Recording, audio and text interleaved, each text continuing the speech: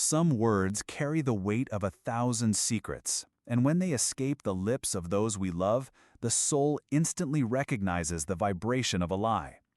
Today, I want to invite you on a profound journey into the mysteries of the human soul, guided by the timeless wisdom of Edgar Cayce, the man known as the Sleeping Prophet. He taught us that nothing in life happens by chance, that every encounter, every word, every pain carries within it a spiritual lesson meant to uplift us. And when we speak of betrayal in love, we're not just facing an act of earthly infidelity, we're contemplating a karmic mirror reflecting much deeper issues of our spiritual journey. Cayce always said that we recognize lies not just with our minds, but with something far more powerful, the intuition of the soul. There's an ancestral wisdom within us that vibrates at a different frequency when someone isn't being truthful. And today, we'll unravel those 7 words that, when uttered by a cheating man, carry a specific energy that our feminine soul can detect, even if our conscious mind hasn't fully grasped it yet. The first word is trust. When a man who's being unfaithful starts overusing this word, he's trying to convince not only you, but himself. You can trust me. Our relationship is based on trust. Why don't you trust me anymore? Edgar Cayce taught us that those who live in truth don't need to constantly affirm their honesty. Truth has its own light. It shines naturally without needing to be defended. When someone insists too much on talking about trust, it's because that energy has already been broken on the spiritual plane, and he's trying to repair something his conscience knows is cracked. Think about this. When you're being completely honest, do you feel the need to keep repeating that you're trustworthy? Of course not. Authenticity doesn't need advertising. But when there's betrayal, there's an energetic disharmony that the subconscious tries to balance through compensatory words. It's as if his soul is screaming the truth while his mouth utters lies, creating this compulsive need to reaffirm something that's already been lost. The second word is work. Notice how a cheating man transforms this word into his most used shield. I'm so busy with work. Work is consuming me. You know how heavy the workload has been. Cayce said that when we lie, our subconscious seeks justifications that seem noble and unquestionable. And work is perfect for that. After all, who would question a man's effort to provide for his family? But here's the spiritual secret. The energy of true work is different from the energy of a lie disguised as work. When a man is genuinely busy with his professional activities, there's a natural cadence to his accounts, a coherence between his words and his energy. But when work becomes an excuse for betrayal, there's an underlying tension, a rush to change the subject, a subtle discomfort that our intuition immediately picks up on. Edgar Cayce taught us that we are vibrational beings, and that every emotion, every intention emits a specific frequency. Guilt has its own energetic signature, and when it hides behind the word work, it creates a dissonance that the feminine soul, naturally more intuitive, can perceive. It's like hearing a beautiful song with a slightly off-key note. Something doesn't sound true. The third word is alone. I was alone in the office. I was alone organizing some documents. I was alone thinking about our relationship. When a cheating man frequently uses this word, he's actually revealing a deep psychological pattern. According to Cayce's teachings, those who live a double life develop a subconscious need to justify themselves, to create scenarios where their presence is explained without the presence of others. But there's something even subtler happening here. The word alone carries an energy of isolation, and when someone is lying about being alone, that energy intensifies uncomfortably. It's as if the person is trying to convince themselves that they were truly alone, when in fact they were sharing that moment with someone else. This energetic contradiction creates a tension that manifests in how the word is pronounced, in the tone of voice, in the body language. Our soul recognizes these contradictions because it operates at a higher frequency than the conscious mind. Edgar Cayce always said that we have access to information that goes beyond the 5 physical senses. And when someone we love is lying about being alone, our intuition picks up this information through spiritual channels that science is only beginning to understand. The fourth word is friend. This one is particularly revealing. She's just a friend. You two would get along. She's just a friend. Why are you jealous? She's just a friend. When a cheating man constantly needs to downplay the importance of another woman by calling her just a friend, he's revealing that this person occupies a much larger space in his life than she should. Cayce taught us that words carry intention, and intention carries energy. When someone needs to constantly diminish the importance of another person, it's because that person holds an importance he's trying to hide. It's a defense mechanism that works in reverse. The more he tries to minimize, the more he reveals the true extent of that relationship. There's something profoundly spiritual happening here. When we are in harmony with our truth, we don't feel the need to over-explain our relationships. They simply exist in their naturalness. But when there's emotional or physical betrayal, there's an energy of guilt that needs to be constantly neutralized through excessive explanations. It's as if the soul is trying to shed a weight. Our feminine intuition picks up on this because we women are naturally more connected to the emotional and energetic world.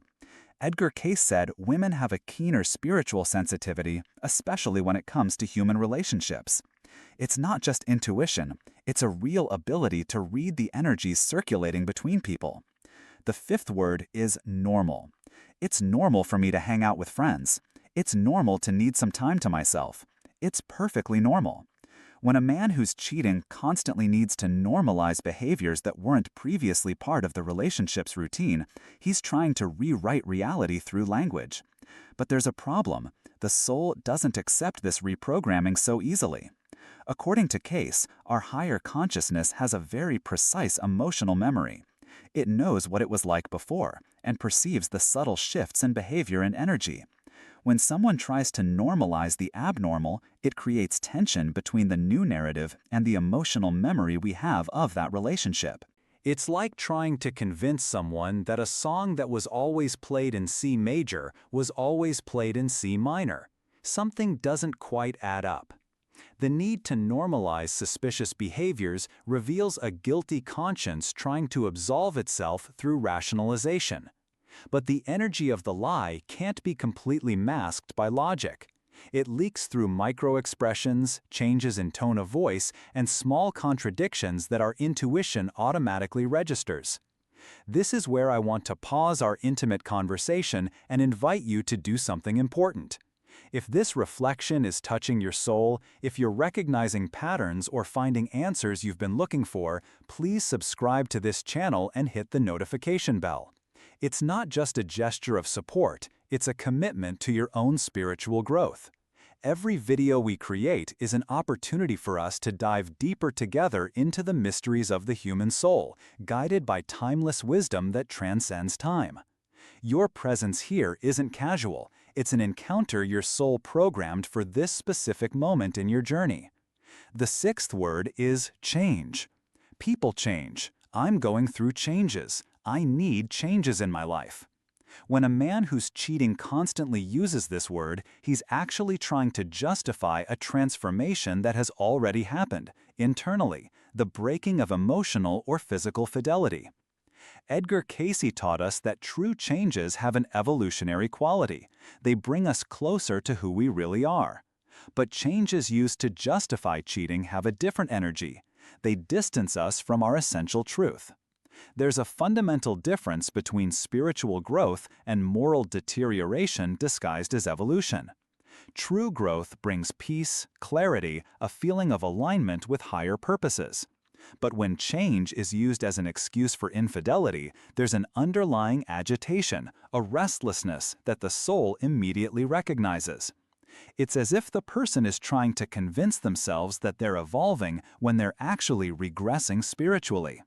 Our intuition picks up on this contradiction because it's connected to our higher wisdom. Cayce always said we have access to information that transcends common perception, and when someone we love is using change as an excuse for betrayal, our soul feels the dissonance between the words and the true intention behind them. The seventh and final word is understand. You won't understand. It's hard to understand. When you understand, you'll see it's no big deal. This word carries a particularly manipulative energy because it puts the responsibility for the conflict on the person being cheated on. It's as if he's saying, the problem isn't my behavior, it's your inability to understand. Edgar Cayce taught us that those who live in truth take pleasure in explaining, clarifying, bringing light to situations. But those who live in lies develop an aversion to explanations because they know that the more they explain, the more contradictions may arise. So they use the word understand as a barrier, as if there's some higher level of understanding that would justify the unjustifiable. There's something profoundly spiritual happening when someone uses this strategy. Truth always seeks the light. It wants to be seen, understood, shared. But lies seek the shadows, the dark corners where they don't need to be explained or justified. When a man says you won't understand, he's actually admitting there's something to be hidden. Our feminine soul perceives this energy because we are naturally more connected to intuition and emotional perception. Cayce said women have a special ability to read between the lines, to perceive what's not being said.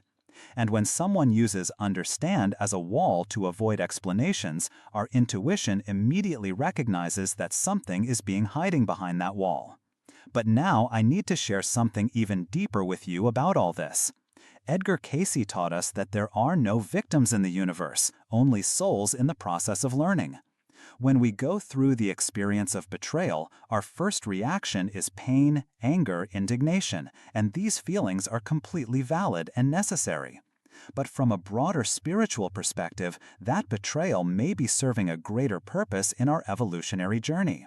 Perhaps our soul chose to go through this experience to develop discernment, to learn to trust our intuition more, to become stronger spiritually. Perhaps we needed to love ourselves more unconditionally, to not depend on external validation to feel complete. Or perhaps it was necessary for that person to leave our lives to make room for something much better that the universe had in store for us. Cayce always said that every painful experience carries within it a seed of wisdom. Betrayal, however painful, can teach us about our own worth, about our ability to survive and rebuild, about the importance of listening to our inner voice even when the external world seems to be crumbling. There's a strange beauty in discovering we're stronger than we imagined. There's an unexpected freedom in realizing we don't need anyone else to feel complete. There's a profound peace in understanding that people who lie to us are actually freeing us from relationships that weren't truly aligned with our best interests. Edgar Cayce taught us that we are eternal beings going through temporary experiences. This betrayal that seems so final, so devastating, is just one chapter in a much larger story our soul is writing. And perhaps, years later, looking back, you'll be able to see how that apparent pain was actually a blessing in disguise that put you on the right path. There's a special energy in women who have learned to trust their intuition. There's a different light in those who have gone through the fire of disillusionment and chosen to rebuild themselves instead of becoming victims. There's a unique wisdom in those who have learned to read the universe's signs through their own life experiences. When you recognize certain red flags, when your soul starts whispering truths your mind isn't ready to accept, remember, you're not imagining things. Your intuition isn't paranoid. Your sensitivity isn't a flaw. It's a gift. It's a spiritual ability trying to protect you, guide you, show you the path to more authentic relationships aligned with who you truly are. Edgar Cayce said that recognizing the lie is the first step to finding the truth. And sometimes the greatest truth we discover isn't about the person lying to us, but about our own strength, our own wisdom, our own ability to choose relationships that honor our deepest essence. Betrayal may seem like an end, but from a spiritual perspective, it's often a beginning. The beginning of a new relationship with yourself based on self-knowledge and self-respect.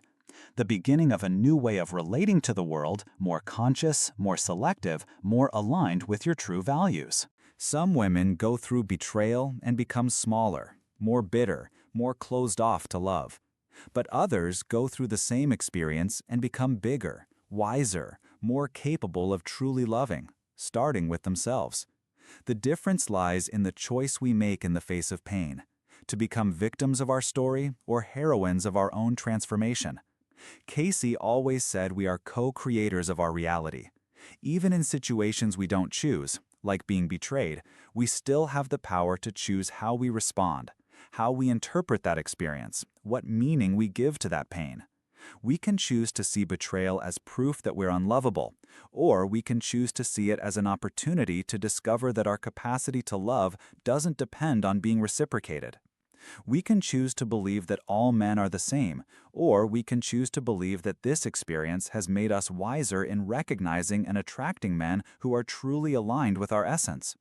We can choose to carry resentment as armor that protects but also isolates us, or we can choose to transform that pain into wisdom that connects us more deeply with our own truth. The universe has a very particular way of teaching us about discernment. Sometimes it puts people in our path who aren't on the same vibrational frequency as us, so we can practice recognizing that difference. It's as if our soul is doing spiritual strength training, learning to distinguish between truth and lies, between real love and manipulation, between relationships that uplift us and relationships that drain us. Edgar Cayce taught us that every soul chooses its experiences before incarnating, including painful ones. This doesn't mean we should passively accept any inappropriate behavior, but it means we can find meaning and purpose even in the most difficult situations. It means we are more powerful than we think, more resilient than we imagine, wiser than our momentary pain allows us to see. When you notice red flags, when your intuition starts alerting you to inconsistencies in the communication of someone you love, take a deep breath and connect with your inner wisdom. Don't ignore the signs for fear of discovering the truth. The truth, even when painful, always liberates us. It always puts us on the right path. It always brings us closer to more authentic relationships aligned with who we are. Remember that you deserve transparency. You deserve honesty. You deserve someone who is proud to be with you, who doesn't need to hide anything, who talks about your relationship with the same ease with which he talks about any other beautiful aspect of his life. You deserve someone whose energy is clean, whose communication is clear, whose words are in perfect harmony with his actions. Edgar Cayce said that when we are aligned with our inner truth, we attract people who are also aligned with their truth. But when we're still carrying unhealed wounds, unresolved patterns, still learning to fully value ourselves, sometimes we attract experiences that force us to grow, to strengthen, to become more aware of our own worth. Betrayal can be one of those experiences, painful but transformative, devastating but also revealing. It can show us where we still need to grow, where we're still giving our power away to other people, where we haven't yet learned to fully trust our own perception. And when we finally learn these lessons, when we finally heal those wounds, when we finally become completely aligned with our own worth, something magical happens. We begin to attract relationships that reflect this new energy, relationships based on truth, respect, transparency, and genuine love. So, my dear soul on a journey, if these words touched something deep within you, if you recognized patterns that were waiting to be seen clearly, know that this recognition is the first step to your spiritual freedom. Your intuition isn't your enemy, it's your best friend, your most trusted guide, your most direct connection to the universal wisdom that dwells within you. And now, before we say goodbye to this intimate conversation, I leave you with a question that echoes from the deepest part of your soul. If you could clearly hear the voice of your intuition without the noise of your insecurities, what truth would it be whispering about your love life right now?